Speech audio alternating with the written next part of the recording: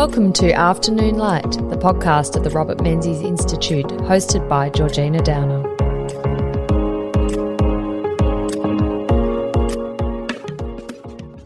As Australia's longest-serving Prime Minister, there was perhaps no one better equipped in the art of politics than Robert Menzies. Menzies saw politics as a noble act of public service. On the art of politics itself, Menzies said in 1962 that it is achieving the attainable, not as seeking vainly to achieve perfection in one stroke. To take a few steps forward in what they believe to be the right direction is all that most political leaders may hope for. Joining me to talk about Robert Menzies, the art of politics today, is Troy Bramston, who is senior writer and columnist with the Australian newspaper and has written 11 and a half books about all sorts of political leaders, including Bob Hawke, Paul Keating, and the half is, of course, his upcoming book on Gough Whitlam. Welcome to Afternoon Light, Troy. Hi, Georgina. Good to be here again.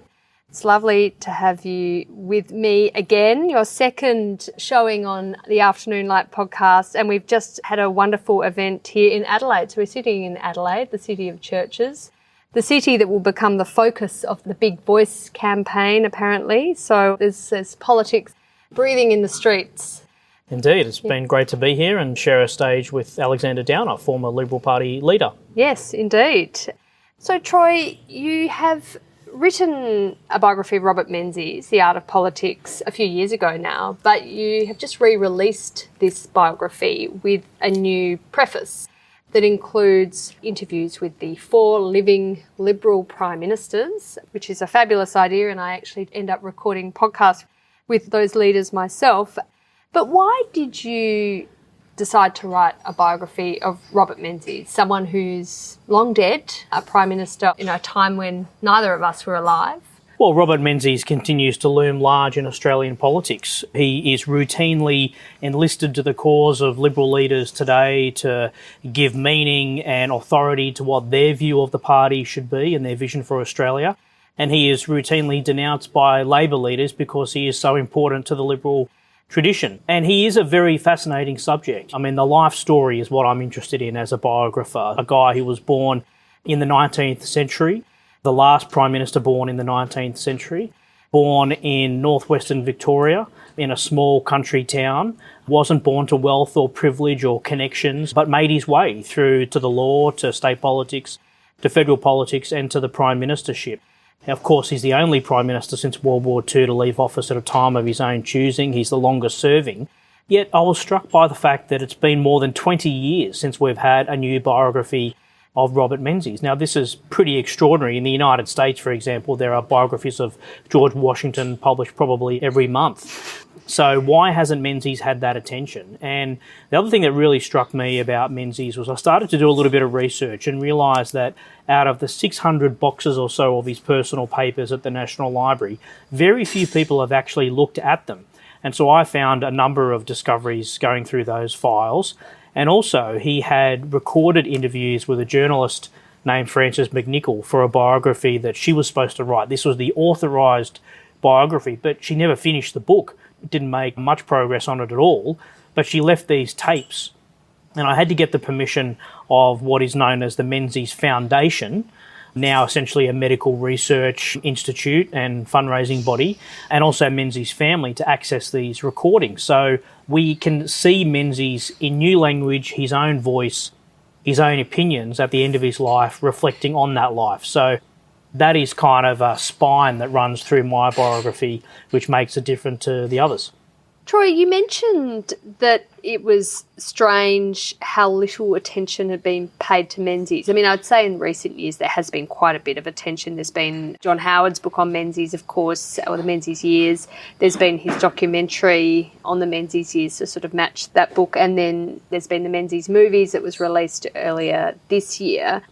Well, there's and also of course been the Robert Menzies Institute. Your institute, yes. I was just about to say, which is making an important contribution to our historical knowledge and contemporary issues as well. Yes, but why is it that formerly there wasn't so much attention paid to him? Because You're right. You go to the United States and there's always another biography of JFK or Ronald Reagan or the Bushes or Clinton or Nixon, Carter. I mean, these American leaders, and maybe it's sort of part of the American psyche and culture, they're constantly analysed for what they meant and why they did things and the implications of their actions, their political philosophy and how it shaped America. But in Australia, we seem to, well, at least on the conservative side, the centre-right side of politics, we seem to be lacking in interest. I think it's a really interesting question, and it's worth unpacking that a little bit. Menzies was essentially a black and white Prime Minister. He's in office before there was colour television, long before the internet. So he's from a different age, from a different century. And a lot of people thought he was the personification of kind of 20th century leadership. Others thought he was a stuffy Edwardian out of time by the 1950s and 60s. So that's probably the first thing. The other point I'd make is that Menzies didn't really engage much in post-prime ministerial life. He gave a few interviews, wrote some articles. Of course, he wrote his memoirs, which had mixed receptions, but he wasn't really engaged in the public debate. And I think he sort of left politics and then left it behind. Whereas these days, you can hardly go a week without one of our many former prime ministers intervening in contemporary debates or talking about their legacies. So Menzies, although he lived until 1978, for the last 10 or so years of his life was rarely in the public spotlight. And the other point I think I'd make about Menzies is that the Liberal Party post-Menzies actively distanced itself from him. And so a number of leaders like Harold Holt and John Gorton, Billy McMahon, and then, of course, Malcolm Fraser tried to steer the country in a bit of a different direction. And a lot of the things that Menzies had believed in, they gave way to. Menzies still believed in highly regulated product labour capital markets. Well, that was breaking down by the 1970s and was gone by the 1980s. He had different views on Indigenous issues to Harold Holt, different issues on the White Australia policy to Harold Holt. So we saw very quickly with the Holt Prime Ministership moving away from where Menzies was trying to steer the nation on some key issues. So he seemed a little bit passé, a little bit out of touch. And in fact, one of the few people to go and see Menzies in his later life was actually Malcolm Fraser. And your grandfather, Alec Downer, was also one of the very few who would see Menzies on a regular basis. So he was kind of almost shunned by the party in a way. And I think that impacted on how he was seen in the decades later after his death. You're writing a biography of Gough Whitlam at the moment. Gough Whitlam was Prime Minister from December 1972 until, and you've got to correct me here, sometime in 1975. Was it middle of... November 1975. November 1975. So not even 3 years was he Prime Minister. And even if he hadn't been dismissed, he was pretty unpopular by the time he was dismissed. So there's an argument that he would have been thrown out of office by the Australian public at the next election. The Labor Party look at Whitlam as a hero, and the mythology around Whitlam is extraordinary. And, I mean, you're now a scholar of Whitlam. What is it about what Whitlam meant to Labor that gives them this lease on the mythologising? And they really give him a huge amount of credit for a lot of things that his predecessors did, that they were Liberals, or that there was certainly a trajectory from his predecessors to his brief time in office that he wouldn't necessarily, on a sort of, I guess, a fair analysis, be entirely responsible for a variety of the reforms he's pointed out to have delivered. But that kind of heroic worship of Whitlam the man and what he delivered and then what he stood for, I just haven't seen that when it comes to Menzies. He is, of course, invoked in terms of what's the Liberal Party's political philosophy. Oh, we look to Menzies' Forgotten People speeches. We quote, I chose the name Liberal because we're not a conservative party, by no means reactionary. This is trying to define what we are. And Liberals forever have been quoting that phrase and snippets out of Forgotten People speeches. But Liberals barely ever talk about ANZUS as a Menzies initiative, Snowy Hydro, immigration program, Australian universities, ACES, Reserve Bank of Australia, PBS, the development of that, all these things, Commerce Agreement with Japan. I mean, you know, we could go on listing them because we know them. But Liberals don't boast proudly of that. They don't create Menzies myths like we see Labor people creating Whitlam myths. Well, I'm not in the business of myth-making, No. and I'm not in the interest of hagiography. What I would say about Whitlam is that, of course, he was martyred by the 1975 Yes. dismissal. So the way he left office is very different to the way Menzies left office, and it's a different generation. I mean, to have voted for Robert Menzies in 1949, you would have to have been born in the 1920s. They were the youngest people to vote for Menzies when he came into power with the Liberal Party in 1949. So whereas Whitlam was very much a baby boomer Prime Minister, a new generation, there is a clear break between what he called the fears and habits and traditions of the past and the promise of the future. So there is kind of a seismic break in 1972 in Australian politics. A couple of other things about Whitlam that I think are worthwhile, like, Menzies created the Liberal Party essentially as the principal person, but Gough Whitlam saved the Labor Party. When he became leader in 1967, the Labor Party's future was probably on the way out. I mean, it probably wasn't going to survive unless it changed its structures, changed its leadership, changed its policies. And so he did that. So he renovated the Labor Party, modernised its structures, and transformed the way it campaigned. So Whitlam is a very important figure in political history and Labor history, even before he's Prime Minister. Yes. But then, of course, he does some of the very big things that we still live with today across the policy realm, whether it's foreign policy, health policy with universal health care or education, funding schools on the basis of need, the law reforms, no-fault divorce, lowering the voting age, one vote, one value, anti-discrimination laws. There's a whole lot of things that Whitlam did that have stood the test of time, just as there are things that Menzies stood the test of time. Whitlam actually looked very closely at Menzies and found inspiration in what he had done as well. And there's a famous telegram that Menzies actually sent to Whitlam when he became Prime Minister saying, "Congratulations on joining this club of the highest honour of being Prime Minister." And Whitlam actually said it was the greatest tribute he could be paid, was to be paid that by Menzies. They later had very strong views about the direction of the country as the Whitlam years went on, but there was that appreciation for each other. And Menzies actually had known Whitlam's family and Margaret Whitlam's family, and of course Whitlam was in Parliament as a young MP through most of the second Menzies Prime Ministership, coming into Parliament in 1952. So there's a lot of crossover there, but they're very different personalities governed in very different circumstances. Yes, indeed. But both absolutely totemic figures for their respective parties too. I'm interested in, you write quite a bit in your biography of Menzies about the early years, Menzies' childhood. It is really humble, but his caricature in his Prime Minister years and latterly, he's always looking well-dressed, double-breasted suit, quite a grand figure. And the stories about how he treated his colleagues, he can be quite abrupt and haughty and dismissive of nonsense and absolutely take no prisoners type personality.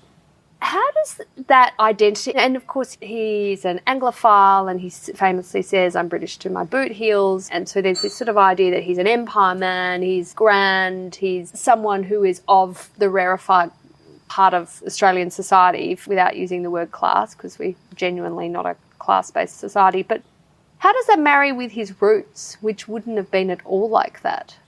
Yeah, I mean, he wasn't from this sort of born-to-rule establishment, wealthy background. He got ahead not through connections, but through his own determination and hard work. I mean, as we have discussed, he was born in that small country town, which I visited, and it's almost no different to what it was in 1894 when he was born there.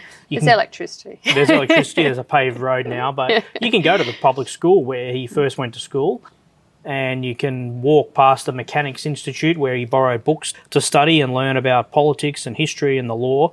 And so that's really an interesting background. I mean, Menzies does come across as somewhat aloof, arrogant, an imperial type of figure, broad-chested, double-breasted suits, imposing appearance. But when I interviewed his staff and his other ministers and his family, they said that he wasn't aloof and arrogant. He was actually very shy in private and could be very, very caring.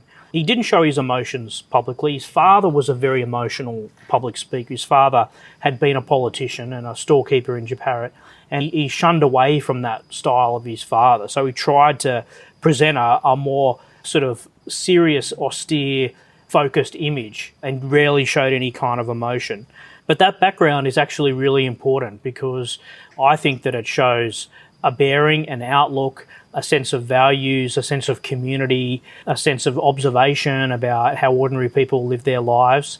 And I think that's very important in understanding Menzies' character. And I went to Japarat and I walked that same street. I wanted to know how long it took him to walk from his home to his school. I wanted to know where the Mechanics Institute was. I wanted to know where the popular bars were and so on. And so you learn a lot by studying that environment. And it's very remote. There's a railway line that runs through the city, essentially, or the little town. And he remembered members of the State Parliamentary Committee coming out to look at where the railroad would probably go.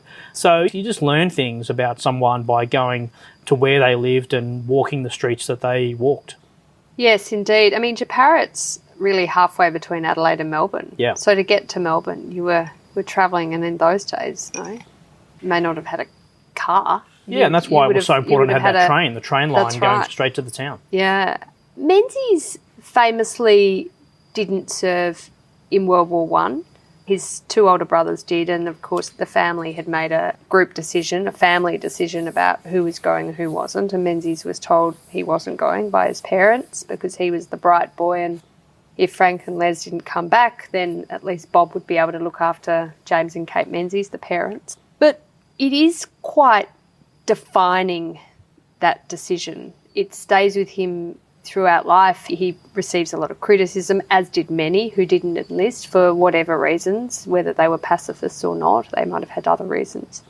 It also sits untidily with his champion of conscription in World War II and then in later battles as well. He often spoke about how important it was to be a politician as an act of public service. And I know Heather Henderson, his daughter, has spoken about how being in politics was Menzies giving back, for especially considering he didn't go to war in World War One. But how important do you think not going to war and not serving in World War One and then entering public service was to Menzies' life? As a biography, you look for turning points, you look for critical moments that can help explain and illuminate the person. And of course, we've known that story about the two brothers going abroad, his father being emotionally unstable and unwell, his mother fearful and worried about the family, his sister Belle Green eloping and marrying a returned soldier, George Green. She was banished from the family. It was the language that they used at the time. And so we know about this story. But what I think previous biographers and historians have not fully grappled with is how significant and how important it was. Because when I was able to listen to these tapes of interviews that he had done with Francis McNichol later in life, he really did explain that that was the key moment. That's the event that propels him into politics. And he is chasing his demons. That's what he's doing. He's trying to erase a stain that he thought was on his name. And he's looking for, he said, public service of another kind. And then if you fast forward to World War II, when he's Prime Minister in 1939 to 1941, one of the things he does in 1940 is go abroad to London.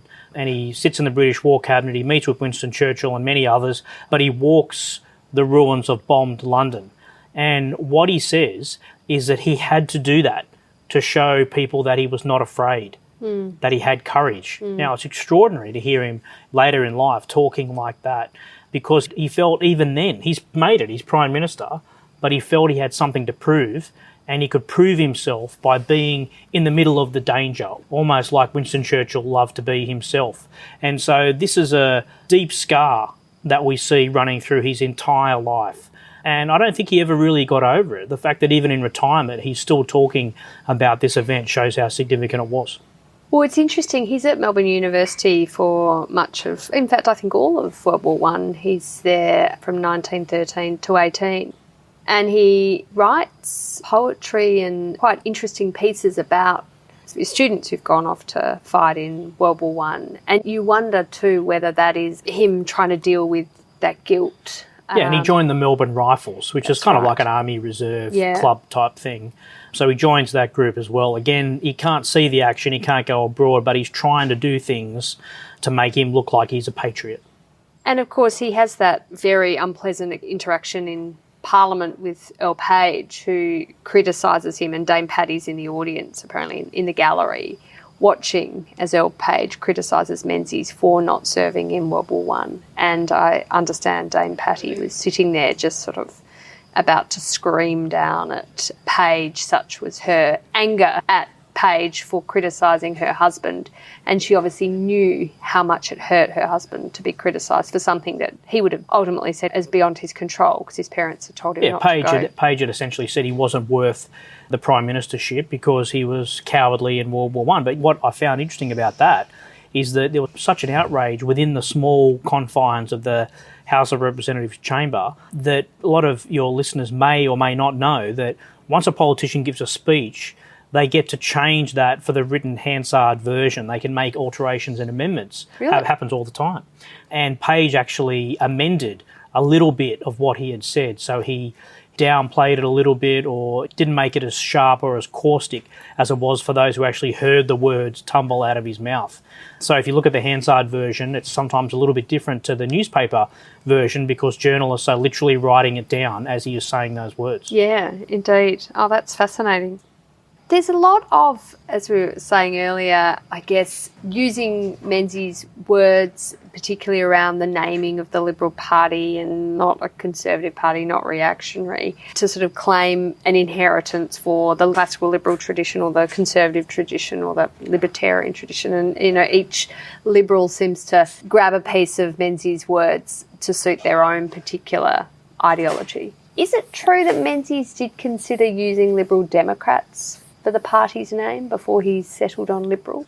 Yeah, after the 1943 election, he wrote a little memo to his colleagues in the United Australia Party saying we need a new political organisation, and he proposed it being called the Liberal Democratic Party. And he talked about policies, he talked about presentation, he talked about all sorts of things. And I found this memo and I couldn't believe it. I was reading this in his papers at the National Library. It's one of those sort of lightning bolt moments where you go, how does nobody know about this? And it's signed RGM. Robert Gordon Menzies. And it was such a significant find that I put the full memo in the back of the book as an appendix so people can read it for himself. So this is 1943. This is after John Curtin had led Labor to its greatest ever election victory. And that's what he was thinking about, a Liberal Democratic Party. So it was something about democracy that he wanted to have in the name there. Yeah, I think that speaks to the sort of fears that a lot of Liberals had, later Liberals, about communism and about totalitarian type governments, communist governments,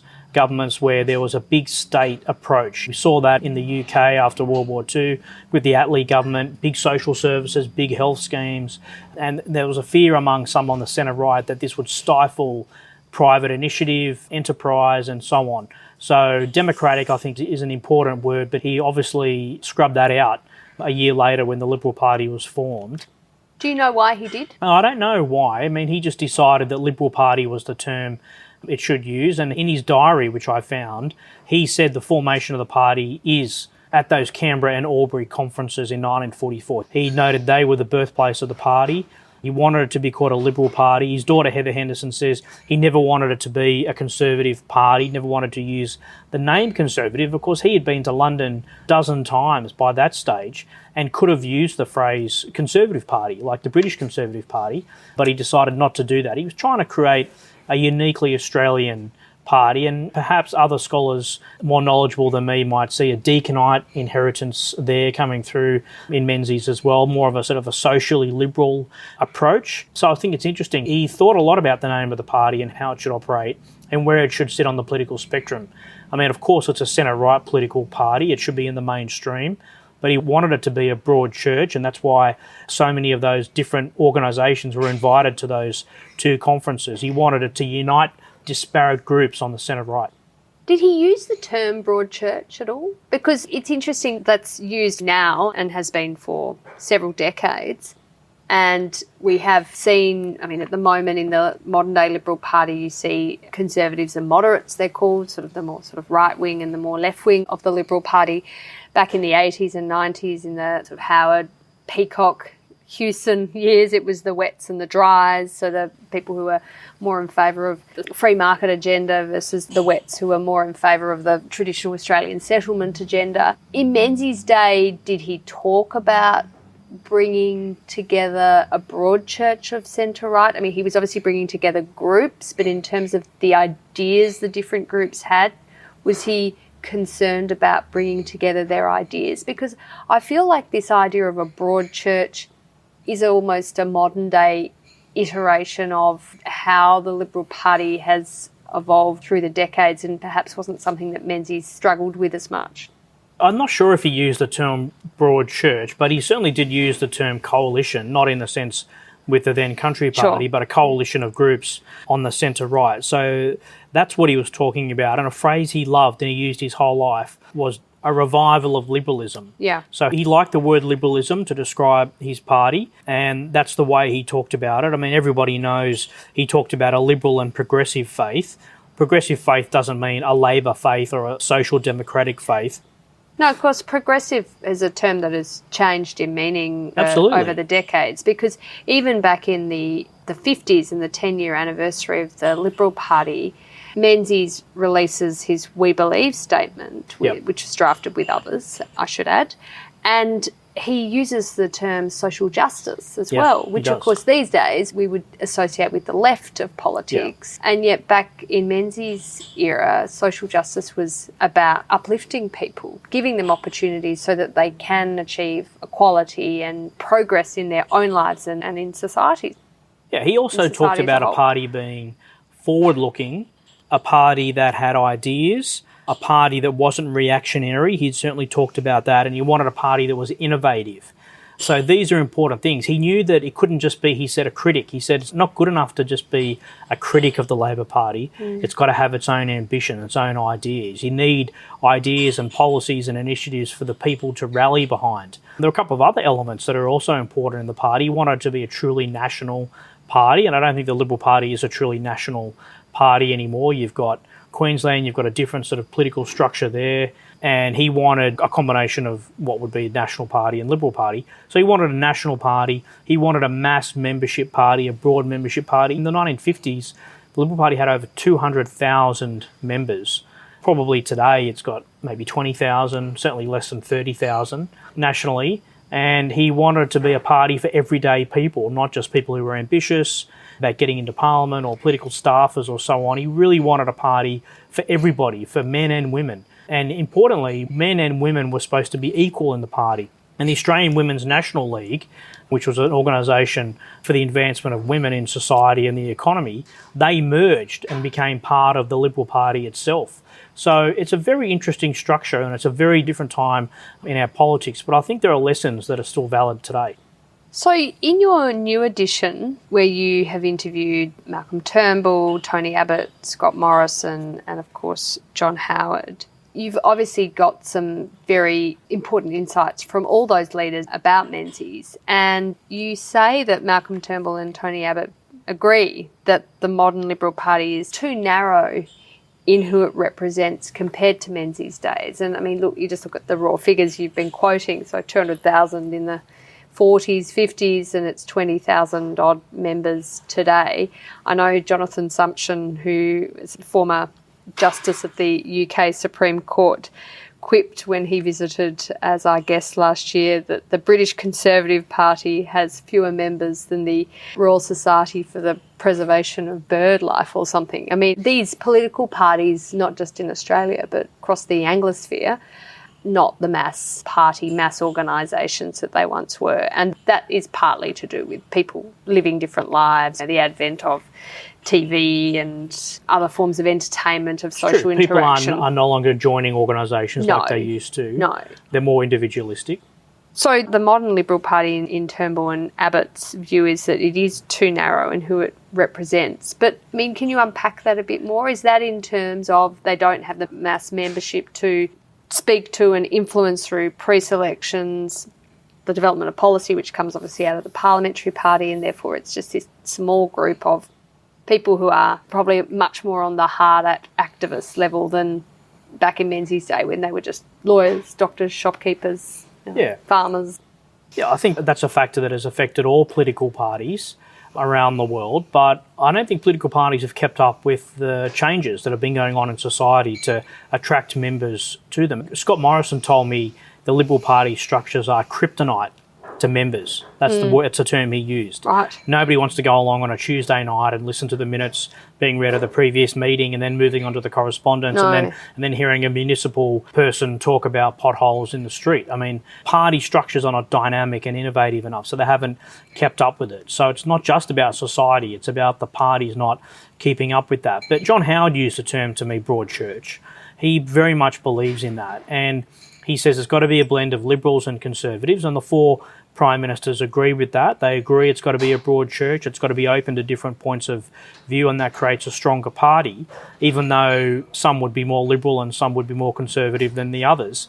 But I do think the Liberal Party structures have become more conservative over time, and I do think that when I interviewed people like Andrew Peacock or Malcolm Fraser or John Hewson, even Peter Costello, have said to me the Liberal Party doesn't have as many small L Liberal MPs or members as it did 20, 30, 40, 50 years ago. So I think that's a valid criticism to make of the party.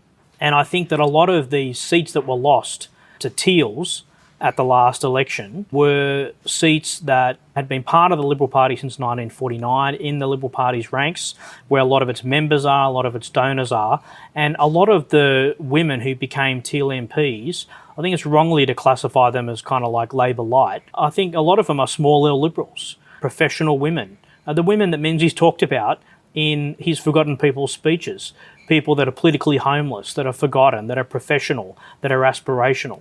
That's what I think a lot of the women are that have won these seats, and they are going to keep winning them unless the Liberal Party can find a way to attract that kind of constituent back into their party ranks.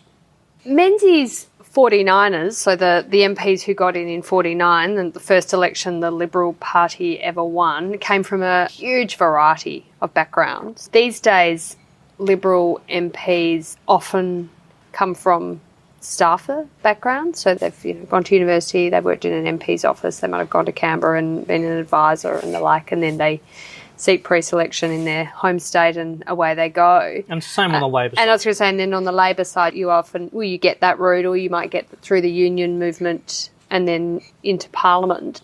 This sort of idea that you have someone who's a lawyer or a doctor or a small business owner or in the army, whatever walk of life, but they decide in their 30s, 40s, okay, I might go into politics and represent my community. That seems to be happening less and less. There's an argument that if you haven't had a career before politics, the stakes for your political survival are higher if you've come through the political staffer route, because you don't have another career to fall back on so easily. So you then choose the easy road when it comes to policy. Your policy aspirations are low and you don't have the conviction to fight the big fights on whatever side of the spectrum you're on. I mean, do you think that's true? Do you think there's a solution? I know John Howard's spoken about this and said there's too many staffers, but that said some staffers is not a bad thing. But yeah. And there are occasionally people from different walks of life who break through into the party ranks and become MPs on both sides, but often they need support from the party organisation and from the leadership. And I think the party membership on both parties has become so degraded, so small, their rights are often trampled. So I think it does require the party organisation and the leaders to identify people and kind of shepherd them through the party ranks. Just because you may have left school at 14 and done little else other than work for a union and get elected to Parliament at the age of 25, I'm thinking of Paul Keating here, doesn't mean you can't be a policy innovator, even radical, and challenge the existing policy settings, which is what Keating did as Treasurer and did it as Prime Minister, and he was a very successful politician either way you look at it. So I think there's got to be a blend of people within political parties. We need more people who have had military backgrounds, who are doctors, who are shop owners, who are lawyers, who are business people, do all sorts of things. And that's going to make a much better political team, much more in tune with the community, better able to campaign and relate to people and make better decisions. But how you do that, it's not easy. And a lot of people these days are turned off. I remember Bob Hawke saying to me before he died that if you're a young person today and you wanted to make a difference on social or economic policy, you'd probably become an activist. You'd probably try to set up a business that is going to change the way we live or the way we work. You probably wouldn't go into politics. He used the example of when he joined the ACTU in 1958 as advocate. He said these were some of the smartest, brightest people running trade unions then. A huge trade union membership in Australia. Nearly half of all workers were members of trade unions. And he saw the trade union movement decline significantly to the point now where less than 1 in 10 are members of trade unions in the private sector. So we've seen a lot of institutions downgrade, but it's incumbent upon political parties to recruit that talent and skill them up. And the other thing, which is a bigger topic, is harder to get into today, but the culture of Parliament, the culture of parties has to change. It has to be more professional, more accountable. There's been a number of politicians in recent years have talked about how toxic the political party environment is. And so that's a turn-off to attracting really talented people. And someone like Robert Menzies, who was a star of the Victorian Bar and had an aspiration one day to be Victorian Supreme Court Chief Justice, he decided to go into politics because he believed in public policy and wanted to make a difference. Now, if Robert Menzies was a senior lawyer at the Victorian Bar today making perhaps $1 million a year, would he go into politics? It's a good question. I'm not sure that he would make that choice. Well, Malcolm Turnbull was a barrister and a banker, and he went into politics, so people do, but yes, it's certainly the road less travelled. Menzies was very sure that politics was a truly honourable profession. It was a public service, and you went into it as a sense of duty to your country, to your fellow people. I feel like that sense, at least in the broader society, isn't nearly as strong as the way Menzies describes it, that people think it's sort of an opportunistic career, maybe for self-aggrandizement or promotion, rather than to give back. In maiden speeches, they often speak about that, giving back and how much they care about their communities. But I think the general public wouldn't necessarily see politics as the honourable profession, that it should be, but also that Menzies described it in the 40s and 50s. Yeah, well, look, we talked about Menzies, but look at Bert Evatt, who, of course, was the Labor opposition leader during the 1950s. He left the High Court to go into federal politics. Yeah. He was the youngest appointed High Court judge at age 34, I think it was, or 36, and he went into politics at the 1940 election and became a minister. Now, the idea that that would happen today is unthinkable.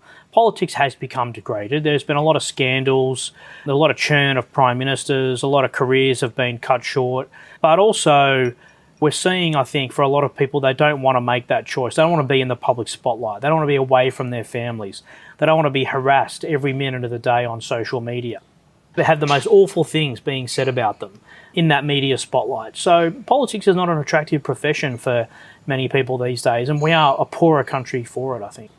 Menzies was, you've used this as the subtitle of your book, he was incredibly adept at the art of politics. He'd written an essay in 1948 where he talked about the art of politics. He played a hard political game, but he was civil with his opponents and had very good relations with most of his opponents, aside from Doc Evatt, as you've said. Why was he so good at the art of politics, and perhaps today we don't see such skill in that civil but hard-nosed political way? Yeah, obviously you have to have some kind of political judgment, which is hard to learn. It's probably got to be instinctive. You've obviously got to be intelligent to be successful in politics. You can work hard at that. But I've always had the view that politics is a learning profession. I've said this many times.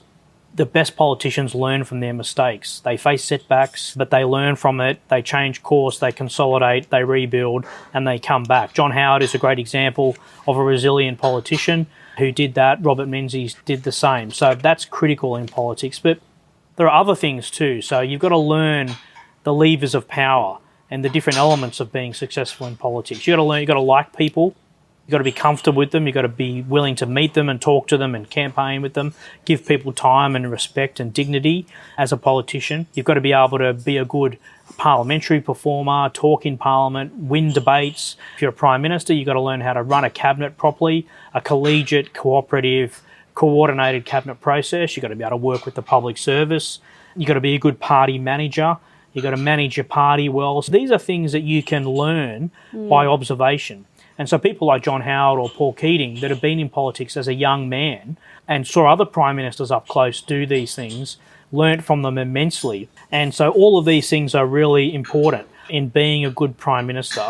And so I don't know that a lot of politicians actually do that today. They actively study the art of being a politician, the cabinet, the public service, the party management, the campaigning, the parliamentary speeches. All of these things are really important, and talking to the media, being able to present a persuadable case for something. So this is the art and science of politics. Menzies talked about these things. The science of politics was developing at that time. He wrote that essay in 1948 for the New York Times magazine. And by the science of politics, we're talking about scientific methods like polling, public advertising, different ways to manage and measure public policies being implemented. How successful are they? Statistical surveys and so on. So it's a mix of all of these things. And it is a good profession in that anyone who has initiative, determination, drive, ambition can learn all of these things and you can be successful. But we've just had so many prime ministers and so many politicians in recent years who have not been willing to learn and learn from their mistakes and be better at their job. Yeah. Well, let's hope some of the aspirants are listening to this and can pick up on some of the wisdom or at least the experience of Menzies. My final question today, it's completely out of left field, but in the Menzies collection we have access to all the Melbourne University magazines that Sir Robert Menzies contributed to as editor and just as a contributor. And in a lot of them he's contributed poetry. And he writes poems throughout his life. He'll write a little ditty to a colleague or a friend or a family member. He is prolific. I mean, it's almost like a pastime. It's a cathartic technique for him. You devote a whole chapter in your book to Menzies' poetry, and that's wonderful. But why did you decide to do this? I mean, it's certainly not the art of politics in terms of your subtitle of your book.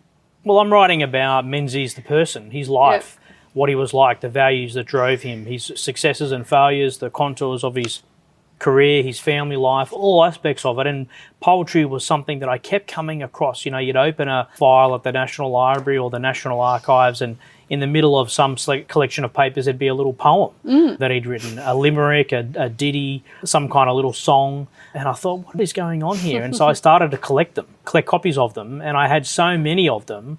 I thought, this is a way of showing another side of Robert Menzies all in one chapter. Talked to his daughter Heather about it, and she said, yeah, look, often he'd be at dinner on a boat or on a plane and he would just write down a poem, and he'd often gift them to people as well. They were prized by staff and public servants, and they loved it. And he did it with the media.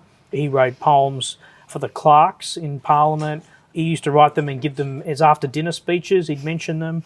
He did all these sort of things, and sometimes he'd be writing things down in the office, and then he would just throw them in the waste paper basket. And so his staff would scramble it and collect them. And his long-time secretaries, Hazel Craig and Eileen Lenihan, they saved a lot of these things and stuffed them into the files to be found 50 years later by me. By you, By me. So I'm grateful to them for doing that. And Heather gave me a few of the poems that she had from her personal collection. He'd write them for her birthday or something like that. And so it just shows a different side to Menzies. I don't think he's the only politician who's doing this, but it speaks to a different age of where this was a pastime and a more literate political community too. Absolutely. Now they do a tweet. They do a tweet, yeah. But back in the day, they'd read books, they'd write articles, and they'd write poetry for fun. I mean, there's 2 or 3 bookshelves in the Menzies collection of poetry, not his, but of mainly sort of the romantic English poet. And it's obviously a passion of his. And it shows a different side. Heather Henderson does say the night before a very important speech, Menzies would have read poetry in order to really prepare himself for the delivery. Yes. So there's that running through the influence of poetry on his life, but that way he uses it as a tool to communicate in a friendly, loving way, depending on the relationship. Yeah, and it informed his speech making. It informed his writing of letters. He always wrote things in longhand with a pencil, and then he would write and rewrite. He did that with his memoirs as well. People can go and look at the drafts of his memoirs in the National Library that he wrote in pencil and longhand. And all of this learning informed his political life. I'll tell you a great story that I learned about. One day Menzies was in the middle of a long cabinet meeting. His small staff are sitting in the Prime Minister's office, and he had lost his way on something in cabinet. Very rare for Menzies. It was probably because of Country Party leader Black Jack McEwen had insisted on something. Menzies didn't carry the day, and so he simply got up, left the cabinet room and went back to the office, and the cabinet kept going. And his staff were wondering what is going on, and they went in to his office, and there he was with steam figuratively coming out of his ears, and he had reached for a volume of Shakespeare. And he was reading Shakespeare to calm himself down and steel himself for the next session of cabinet. And so he's using Shakespeare. Better than an Instagram doom scroll. Totally. So he's reading Shakespeare to calm down and relax. Yeah. And then he put the volume back on the shelf and went back into the cabinet meeting. Fantastic. So could you imagine a contemporary Prime Minister doing that? No, I could not. They probably don't even have Shakespeare in their office. No, I would be highly surprised if they did. Troy Bramston, always a pleasure to talk to you. Thank you so much for your time today, joining us again on Afternoon Light. Thank you, Georgina. Always a pleasure, and I'd want to commend you and your team at the Menzies Institute for doing such a great job. Thank you.